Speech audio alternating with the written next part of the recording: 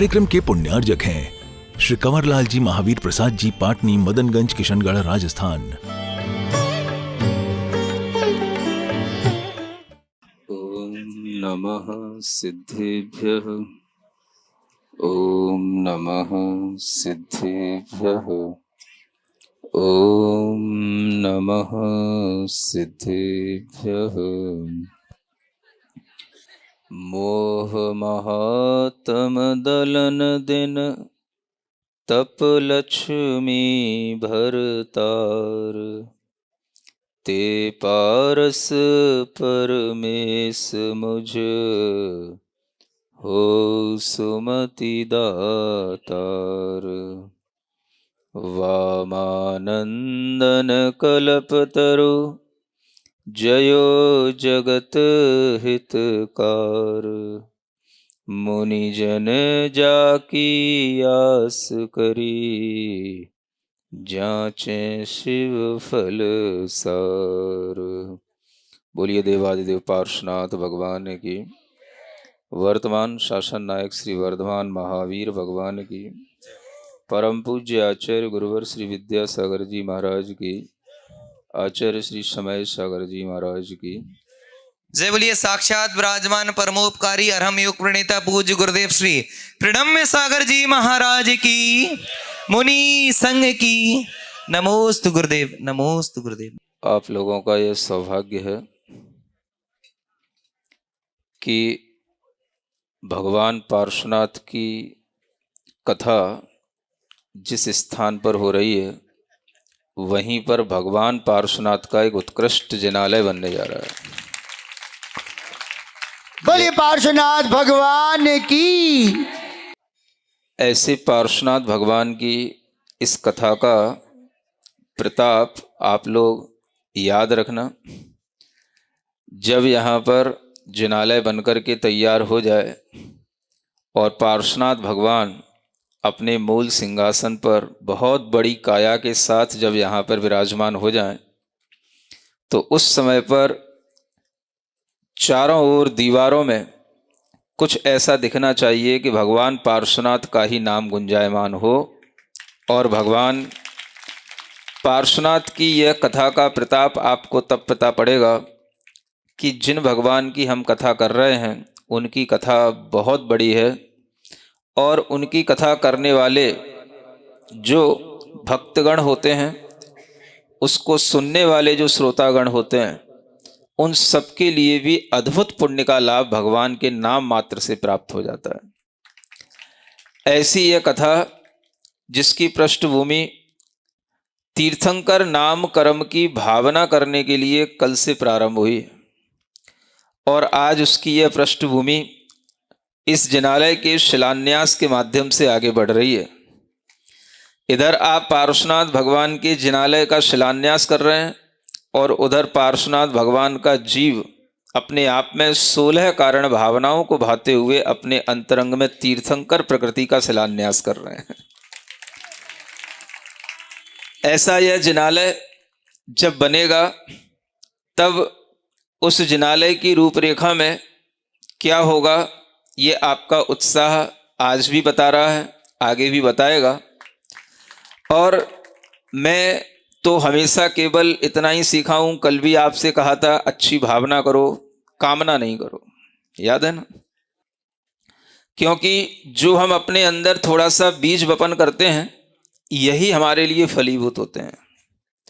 16 कारण भावनाओं में यह जो भावना है उसको हम पहले पढ़ते हैं। दूसरी भावना कल अपन ने सुनी थी, कौन सी? दर्शन विशुद्धि भावना। आज दूसरी भावना पढ़ते हैं। रत्नत्रयधारी मुनिराय दर्शन ज्ञान चरित समुदाय। इनकी विनय विषय परवीन द्वितीय भावना सो अमलीन। यह दूसरी भावना है। क्या है? विनय भावना। विनय किसकी करना? जो दर्शन ज्ञान चारित्र में प्रवीण हैं और उसको धारण करने वाले हैं, उनकी अगर हम विनय करते हैं तो केवल विनय करने मात्र से ही हमारे अंतरंग में भी दर्शन ज्ञान चारित्र के बीज बपन हो जाते हैं। क्योंकि हमें जो चाहिए वह हमारे अंतरंग में तब आता है जब हम उन चीजों को धारण करने वाले व्यक्तियों के समक्ष विनय भाव से नतमस्तक होते हैं। और ये विनय भाव तो हर व्यक्ति को अपनी अपनी दिशा में करना ही पड़ता है। कोई राजनेता बनना चाहता है तो प्रजाजन के समक्ष विनय करता है। जब उसी प्रजा में से कोई व्यक्ति आगे बढ़कर के आपसे वोट मांगता है तो वो आपके पैर पड़ता है। जिसको जो चाहिए उसकी वह विनय करता है। कोई शिक्षक होता है, उससे आपको कोई विद्या सीखनी है तो आपको उस शिक्षक की विनय करनी पड़ेगी, तभी जाकर के वह शिक्षक आपको कुछ देगा, वो आपके कार्य में आएगा। आज अगर आप लोगों के पास में कुछ भी है तो वह विनय भक्ति के कारण से ही है, ऐसा जानना। यहां इस कॉलोनी में, महावीर नगर में, लोगों के अंदर बहुत अच्छा देव शास्त्र गुरु के प्रति श्रद्धान का भाव है। और यह श्रद्धान का भाव विनय भक्ति से ही आता है और विनय भक्ति से ही यह श्रद्धा बढ़ती चली जाती है। अपने जीवन में ये हमेशा ध्यान रखना कि आज हमें अगर कोई शोहरत मिली है, आज हमारे पास कोई वैभव है, आज हमारे पास बहुत अच्छा धन धान्य से अगर हम संपन्न हैं, तो हम नहीं हैं। ये किसने दिया? ये कहाँ से आया? ये हमारी विनय भक्ति से ही आया। और जो हम भगवान के चरणों में सिर झुका झुका करके जो अर्जित कर लेते हैं, वो अर्जित तो हम बाद में करते हैं, पहले हम अपने आप को भगवान के चरणों में अर्पित करते हैं।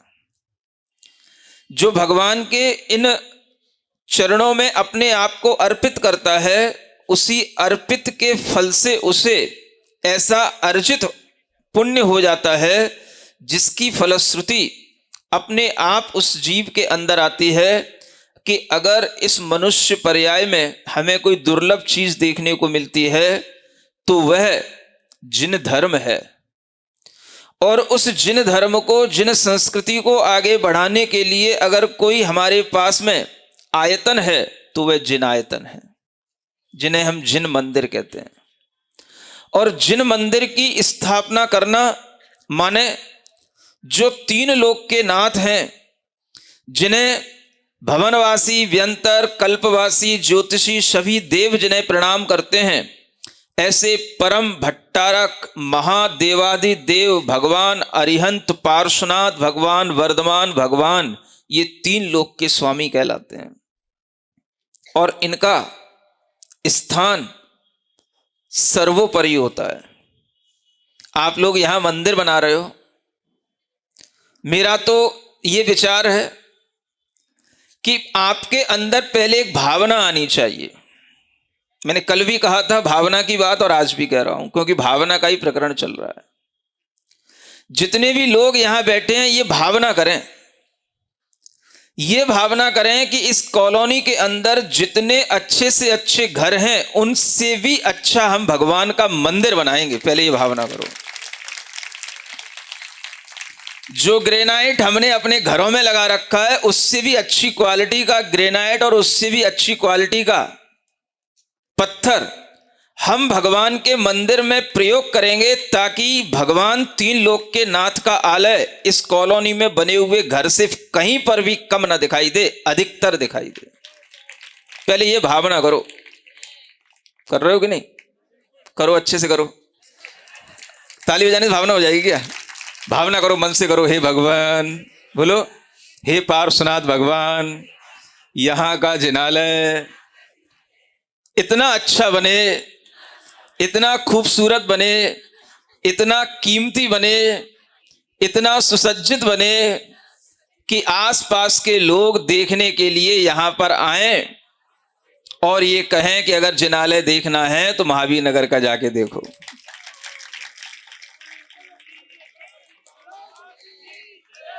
तुम लोग जयपुर वासी हो, सोचो, विचार करो, पुराने तुम्हारे पूर्वजों ने कितना क्या किया है तुम्हारे लिए।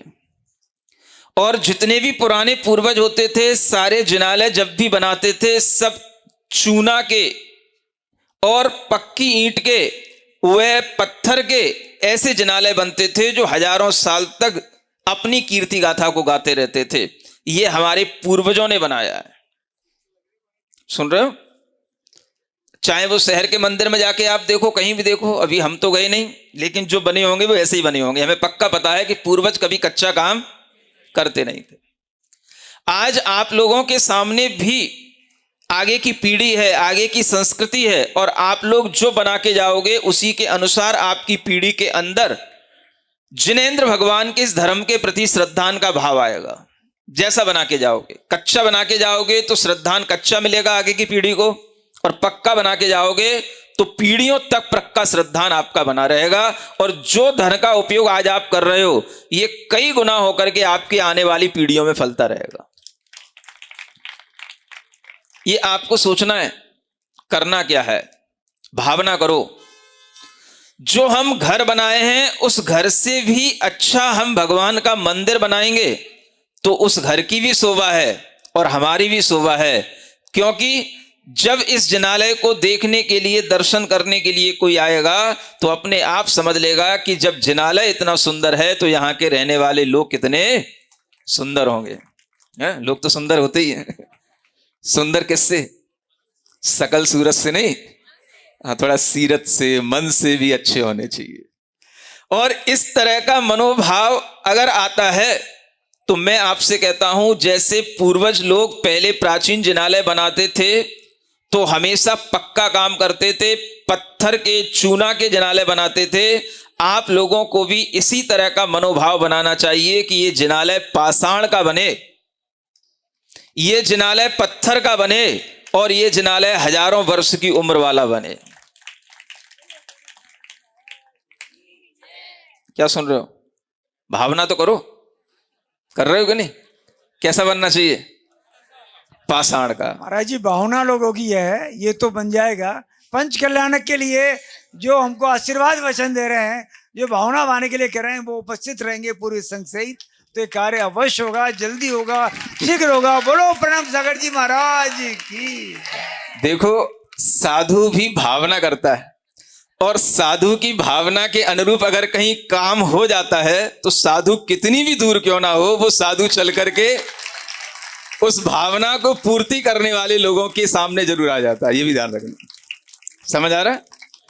अगर आप लोग इस तरह से अच्छा कार्य करेंगे और अच्छे मनोभावों के साथ में, देखो आचार्य महाराज हमेशा कहा करते थे, छोटा काम, हल्का काम, कच्चा काम करोगे तो आने वाली पीढ़ी पर उसका इसी तरह का प्रभाव पड़ेगा कि उसके लिए भी धर्म का भाव नहीं बनेगा। मैं आपको बता रहा हूं, जिनालयों का हमारी समाज पर, हमारी पीढ़ी पर, दीगर समाज पर भी बहुत अच्छा प्रभाव पड़ता है। इस कॉलोनी में रहने वाले जितने भी जैन अजैन सभी लोग होंगे, सबके लिए समृद्धि बढ़ेगी। जिनालय जितना अच्छा बनाओगे सबकी समृद्धि, 20 किलोमीटर तक के एरिया में सबकी समृद्धि बढ़ेगी इस जिनालय के माध्यम से। मेरा मार शामिल है। आप लोग ये जाने कि अगर पहले के लोग पत्थर का, पाषाण का जिनालय बनाते थे, पक्के जिनालय बनाते थे, तभी जाकर के उनके धर्म के वह बीज आज हम लोगों के अंदर हैं, जो आज ये धर्म की प्रवृत्ति, धर्म की प्रभावना हमको दिखाई दे रही है। आज जगह जगह पर हम देख रहे हैं कॉलोनियां जगह जगह पर नई बन रही हैं, नई नई कॉलोनियों में जिनालय तो बन रहे हैं, लेकिन जिनालय में जिनालय जैसा कुछ नहीं दिख रहा है। सिर्फ वेदी बना देते हैं, चार दीवारी बना देते हैं, वो जिनालय नहीं होता। भगवान की अगर हम जितना ज्यादा बहुमान करेंगे, विनय संपन्नता जितनी ज्यादा रखेंगे, ये विनय भावना हमको आज इसी प्रसंग पर यही बताने आई है कि हम कितने भी करोड़पति क्यों ना हो, लेकिन हमारे अंदर ये भावना आना चाहिए कि हे भगवान, अगर हम 1 करोड़ का, 2 करोड़ का, 4 करोड़ का मकान अपने लिए बनाते हैं तो हे भगवान, इससे भी ज्यादा आपके बैठने का उच्च स्थासन हम बनाएंगे। यह भावना पहले करो, इसका नाम है विनय भावना। सुन रहे हो? चुप हो गए? अपने घर से भी ज्यादा अच्छा उच्चासन आपको देंगे। भावना तो करो। मैं सिर्फ क्या कह रहा हूं, भाव करो, बस हृदय को पहले खोलो, सब हो जाएगा। आप भाव करो और उस भाव के साथ में अगर आप ये काम करोगे तो यहां पर एक एक व्यक्ति ऐसे हैं जो दुनिया में जाकर के दूसरी जगहों पर करोड़ों करोड़ों रुपए लगा करके मंदिर बनवा रहे हैं, तरह तरह के काम करवा रहे हैं। क्या वो अपनी कॉलोनी के जिनाले के लिए सहयोग नहीं प्रदान करेंगे? और नहीं करेंगे तो उन्हें मेरे पास ले आना, मैं भी उनको जानता हूं, मैं उनके कान पकड़ करके कहूंगा इनको काम करना है। हा? क्यों नहीं कह सकता? तो हर एक व्यक्ति यहां पर समर्थ है, इसलिए इतनी अच्छी पाषाण की नक्काशी के साथ में यह जिनालय यहां पर खड़ा होना चाहिए, ताकि ये भी मानसरोवर कॉलोनी में ही आता है ना? नहीं आता तो किस में आता है? तो अलग ही नगर है क्या? दुर्गापुरा में आता है। तो महावीर नगर, दुर्गापुरा, मानसरोवर आसपास के, मैंने 20 किलोमीटर का एरिया इसलिए बोला ना, 20 किलोमीटर क्या बोला कि 20 किलोमीटर एरिया में अगर कोई देखने आए कि भाई प्राचीन मंदिर तो ठीक है, नए जिनालय अगर किसी कॉलोनी में अच्छा बना हुआ है पाषाण का, तो चलो महावीर नगर में देखने चलते हैं। समझ आ रहा है? ये होना चाहिए। और इस तरह के जब जिनालय बनेंगे और उसको आप बना करके निर्मित करके अगर आप तैयार करोगे और उस समय तक अगर आप जल्दी कर लोगे तो ठीक है, और समय का तो कोई भरोसा है नहीं है। लेकिन अगर किसी भी तरह से, आचार्य महाराज हमेशा कहा करते थे आप लोगों को हमेशा पाषाण के जिनालय बना करके जिन संस्कृति की रक्षा और उसका संवर्धन करना चाहिए। इसलिए आचार्य महाराज ने जहां कहीं पर भी आशीर्वाद दिया है, अगर कोई ने कंक्रीट के मंदिर का आशीर्वाद लिया है तो उन्होंने क्या बोलते हो, ऊंचे ही मन से दिया है। ऊंचे ही मन से, ऊंचे ही मन का मतलब समझते ना? हाँ ठीक है, अब तुमसे नहीं बन रहा तो क्या करें।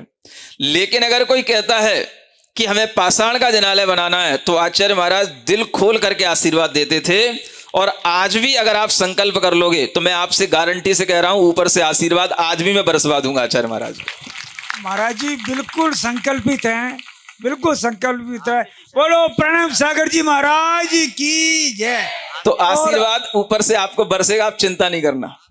और बस निवेदन यही है, पंच कल्याणक आपके उसकी चिंता नहीं करो, ये हमारी भावना है। आप अपने अंतरंग में इस तरह के पवित्र भावों के साथ चलते रहोगे। विनय संपन्नता की ये भावना चल रही है। भगवान पार्श्वनाथ की जिनालय का शिलान्यास और उनके पूर्व जीवन के अंदर तीर्थंकर प्रकृति का शिलान्यास एक साथ चल रहा है, मैंने आपसे कहा ना।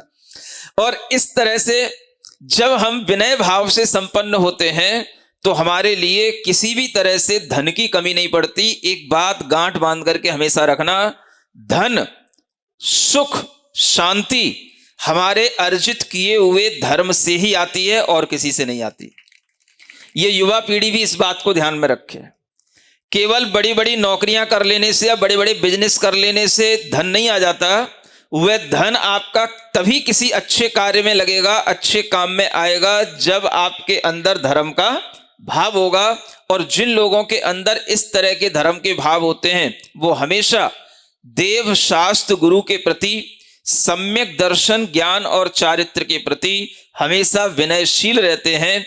ऐसे भावों के साथ जब हम भगवान के चरणों में, देव शास्त्र गुरु के चरणों में जाते हैं और हम जब नमित होते हैं तो उसी से हमारे अंतरंग में इस तरह का पुण्यबंध होता है, जो पुण्यबंध हमें आगे चल करके फलता है। इसलिए भावना भी करो और अपने हृदय को मुलायम बनाने के लिए यह विनय संपन्नता की भावना भी बनाए रखो। किससे संपन्न बने रहे? विनय संपन्न, है ना। ह्यूमन नेचर में हम्बल नेचर जरूर होना चाहिए, हम्बलिटी। यह अगर बनी रहती है तो हमारे अंतरंग में पवित्रता बनी रहती है और यही हमें ऊपर उठाने वाली चीज होती है। आप देखेंगे जितना भी बड़ा व्यक्ति होता है वह उतना ही नम्र भी होता है और तभी लोग उसके लिए अच्छा समझते हैं, आगे बिठाते हैं। और जब भी आपका कोई स्वागत करता है तो आपको गर्दन में कोई माला तो डालता है, लेकिन गर्दन आपको उसके प्रति थोड़ी झुकानी भी पड़ती है कि नहीं?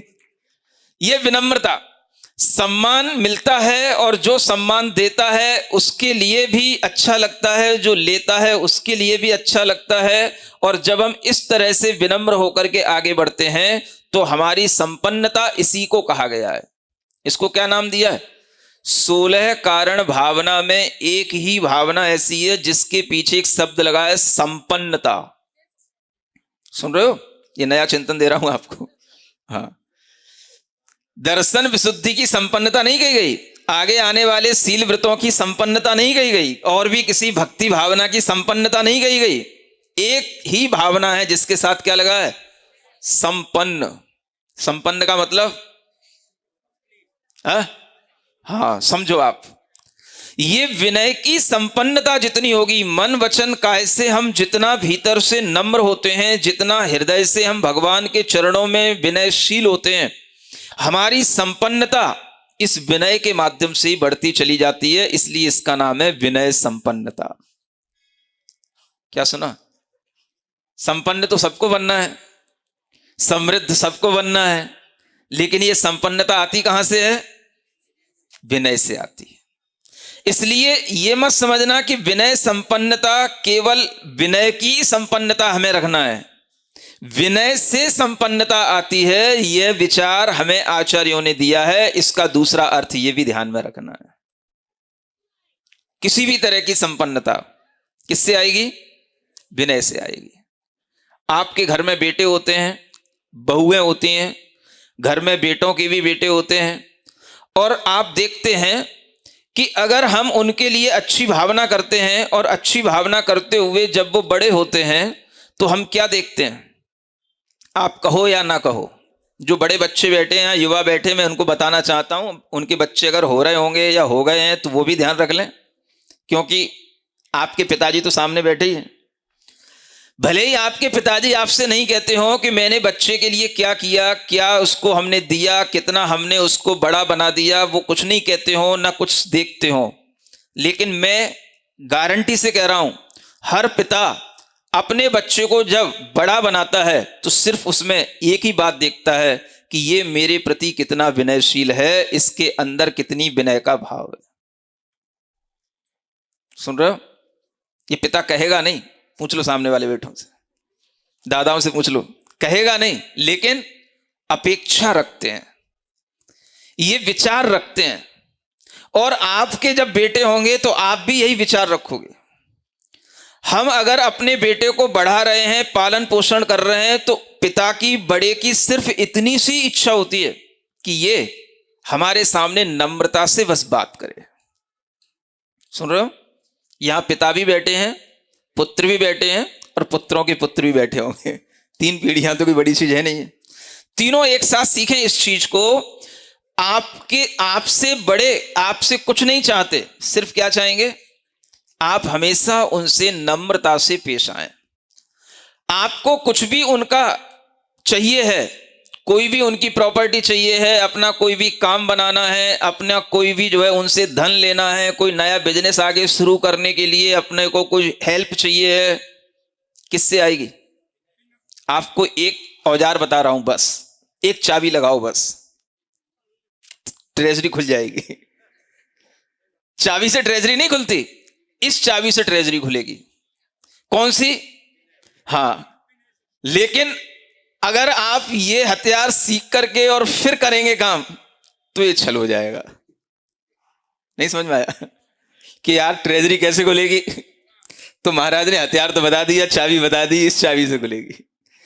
अगर आप इस विचार से आगे काम करेंगे तो ये आपके लिए भीतर से वो संपन्नता नहीं लाएगा, लेकिन अगर ये आपके नेचर में घुल जाएगा, आपकी हैबिट बन जाए, अगर हमें उन्होंने सहायता दे दी तो, और देने के बाद और नहीं दी तो भी मैं अपनी नेचर से कभी उनकी इंसल्ट नहीं करूंगा, कभी उनका डिसरेस्पेक्ट नहीं करूंगा। ये अगर हमारे अंतरंग में भीतर से, हृदय से भावना बन जाती है तो आपके लिए सबकी ट्रेजरियां अपने अपने घरों के बड़े लोगों की हमेशा खुली रहेंगी।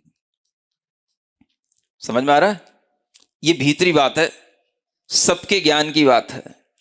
हर माता पिता अपने बच्चों से सिर्फ इतनी अपेक्षा रखते हैं कि वो हमारे सामने क्या हो? विनीत हो, नम्र हो, बस इतनी अपेक्षा रखते हैं, और बाकी सब देते रहते हैं। नम्रता से कुछ भी मांगोगे सब मिल जाएगा। घर में देखना, घर में 4 बच्चे होते हैं, अगर एक बच्चा अक्खड़ है, नहीं समझ में आया? अक्खड़ समझते हो? हमेशा उल्टा सीधा बोलता रहता है, अकड़ता रहता है, कभी भी कुछ भी करके आ जाता है, तो उसके लिए माता पिता इतना नहीं देते जितना जो सज्जन होता है माता पिता उसके लिए देने की इच्छा करते हैं। समझ आ रहा है? अचानक से अगर कभी कुछ हो जाता है, किसी को अपना वारिस बना के जाना पड़ता है, तो भी उस सज्जन को ही वारिस बना करके जाते हैं, दुर्जन को वारिस बना के नहीं जाते। भले ही वो बाद में बुरा मानता रहे, कुछ भी गालियां देता रहे, गाली तो पहले भी दे रहा था, बाद में भी देता रहे तो देता रहे। समझ आ रहा है? तो ये चीज सब जगह काम में आने वाली चीज है। जो हम अंतरंग से धर्म करते हैं वो हमारी आत्मा की भी संपन्नता के लिए होता है, वही धर्म हमारे घर परिवार की समृद्धि के लिए भी होता है, वही धर्म हमारी समाज में वैल्यू बनाने के लिए भी होता है, और वही धर्म हमें एक प्रतिष्ठा के रूप में आगे बढ़ाने के काम में भी आता है। धर्म वही होता है जो हर स्तर पर हमारे काम में आए, उसी का नाम सच्चा धर्म है। और ऐसे धर्म की जानकारी हमें तीर्थंकरों ने दी है। कौन सा धर्म? विनयशीलता। इस विनय से संपन्नता आना, ये हमारे अंतरंग का भाव अगर बन जाता है तो ये आने वाली पीढ़ी हमेशा ऐसे जिनालयों में आकर के भगवान का अभिषेक पूजन करके, भगवान की तरह तरह से स्तुति करके जब अपने आप को समृद्ध बनाती चली जाएगी तो उनकी भी आने वाली पीढ़ियां समृद्ध होती चली जाएंगी। भगवान पार्श्वनाथ जहां बैठ जाते हैं, कौन सी दिशा है ये? उत्तर दिशा है। अरे वाह, उत्तर दिशा तो वैसे ही कुबेर की दिशा होती है। समझ आ रहा है? जो आप देखना, केवल भगवान की इस संकल्पना के साथ ही जो इस प्रोजेक्ट से जुड़ेंगे, इस प्रकल्प से जुड़ेंगे, उनके लिए समृद्धि शुरू हो जाएगी। और जब तक भगवान यहां बैठेंगे, आप देखना कि भगवान के कारण से कितने बड़े बड़े इस लोगों के अंदर फायदे और कितने बड़े बड़े लोगों को लाभ मिलते हैं।